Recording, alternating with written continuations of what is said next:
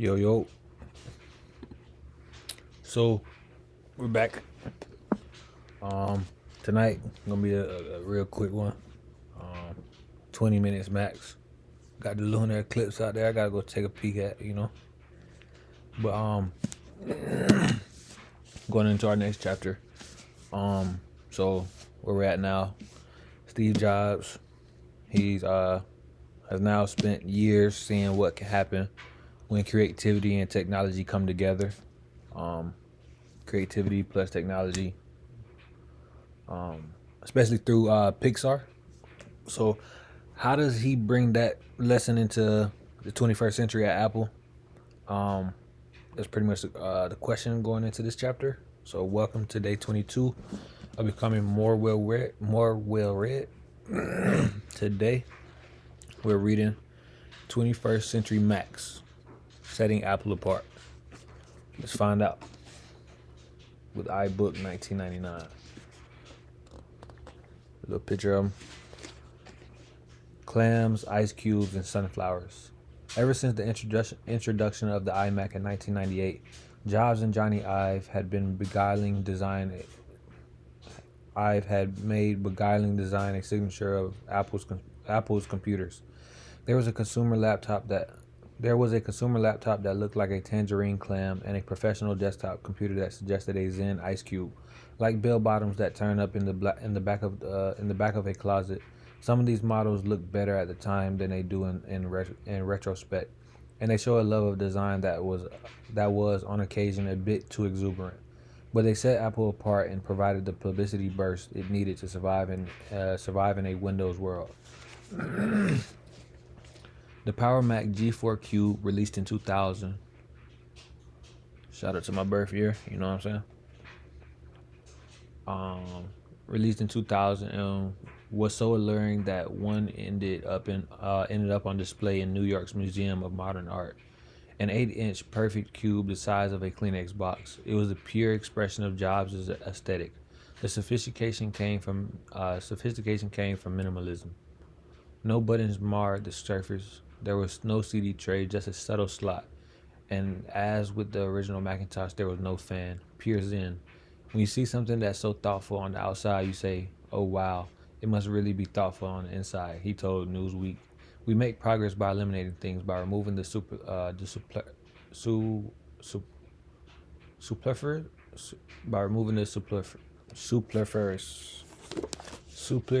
I don't know that, man. I ain't gonna lie.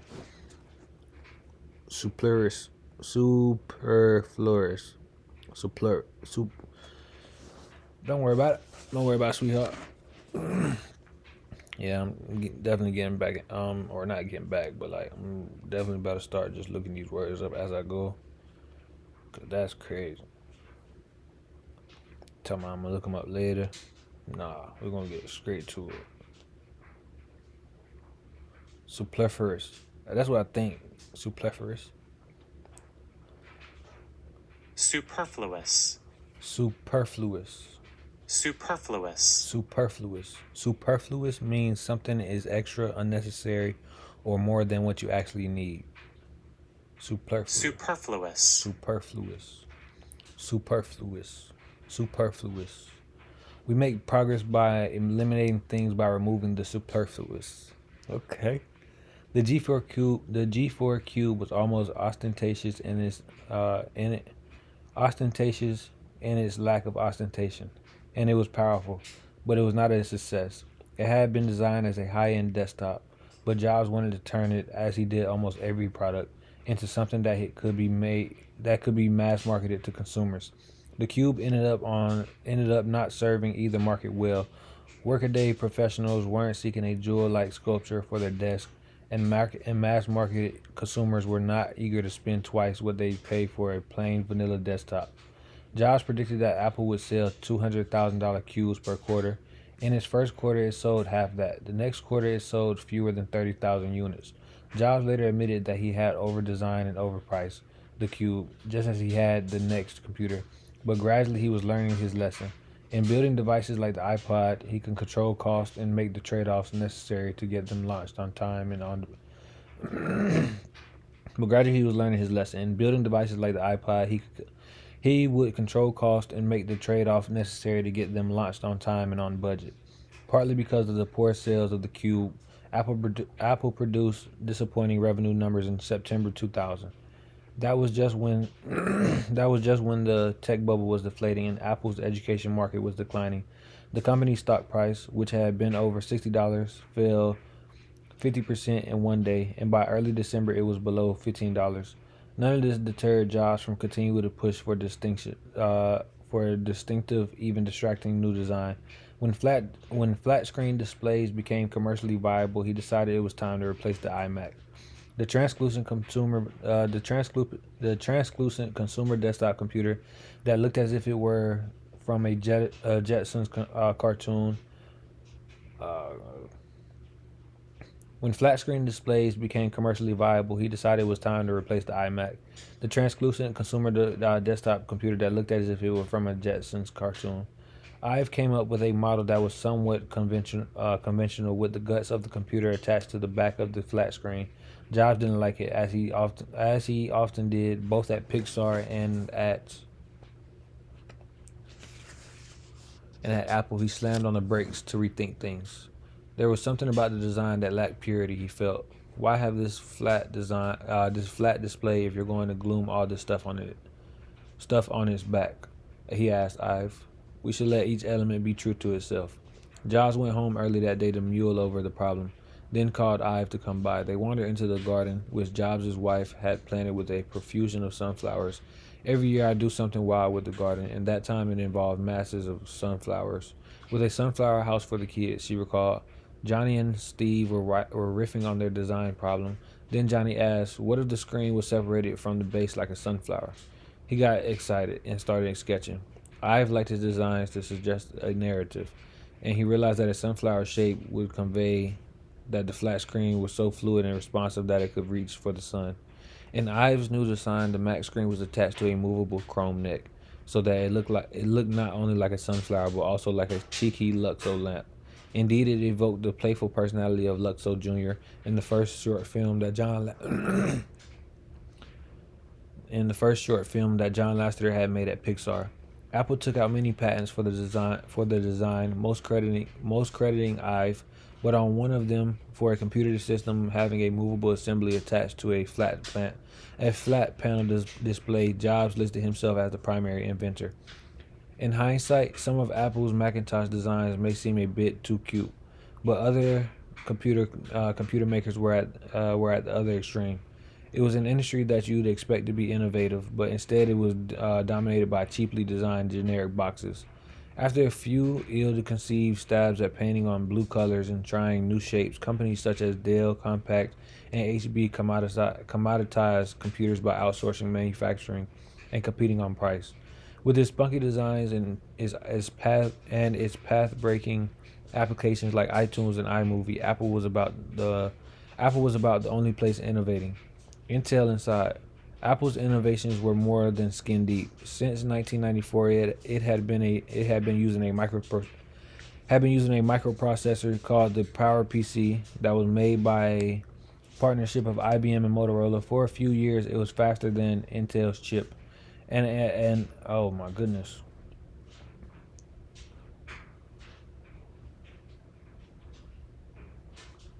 For a few years, it was faster than Intel's chips, an advantage that Apple touted in humorous commercials. By the time of Jobs' return, however, Motorola had fallen behind in producing new versions of the chip. This provoked a fight between Jobs and Motorola CEO Chris Galvin. When Jobs decided to stop licensing the Macintosh operating system to clone makers right after his return in Apple in 1997, he suggested to Galvin that he might consider making an exception for Motorola's clone, the StarMax Mac, but only if Motorola sped up development of new PowerPC chips for laptops. The call got heated. Jobs offered his opinion that Motorola chips sucked. Galvin, who also had a temper, pushed back. Jobs hung up on him. The Motorola StarMax was canceled, and Jobs secretly began planning to move Apple out of Motorola IBM PowerPC chip, and to adopt instead Intel's. This would not be a simple task. It was akin to writing a new operating system. Jobs did not cede any real power to his board, but he did use his meetings to kick around ideas and think through strategies in confidence, while he stood at a whiteboard and led freewheeling discussions.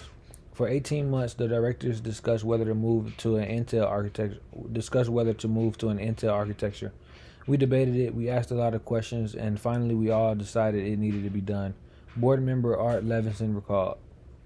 Paul Otellini, who was then president and later became CEO of Intel, began huddling with Jobs.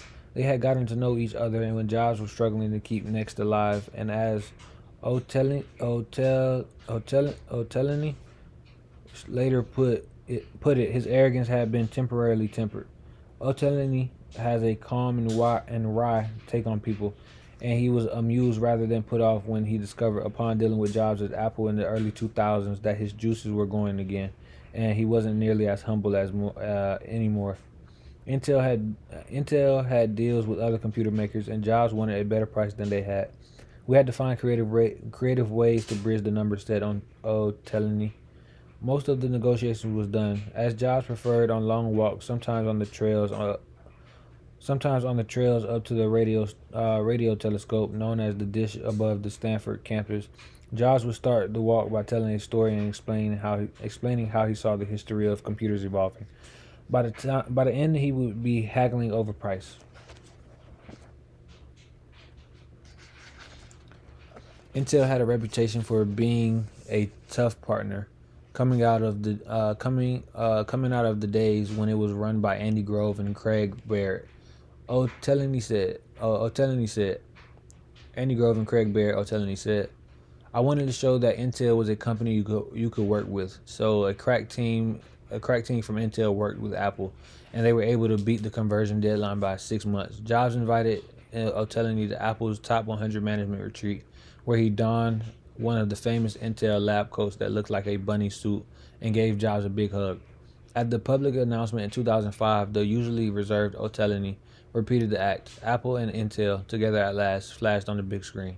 Bill Gates was amazed. Designing crazy colored cases did not impress him, but a secret program to switch the CPU and a computer completely seamlessly and on time was a feat he truly admired.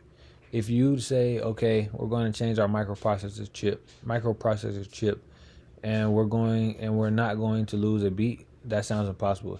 He told me years later when I asked him about Jobs' accomplishments. He told me years later when I asked about Jobs' accomplishment. They basically did that.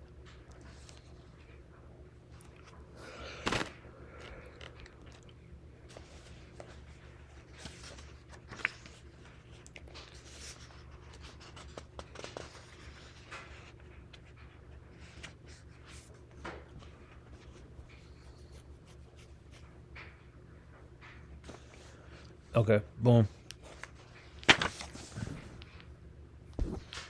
About to go see this lunar eclipse, right? Then I'm going to bed. Gonna split this chapter into 2 parts. Outside of that, this was day 32 of becoming more well read. If you tapped in with me, I do appreciate you sincerely. Let's see what Steve ended up learning.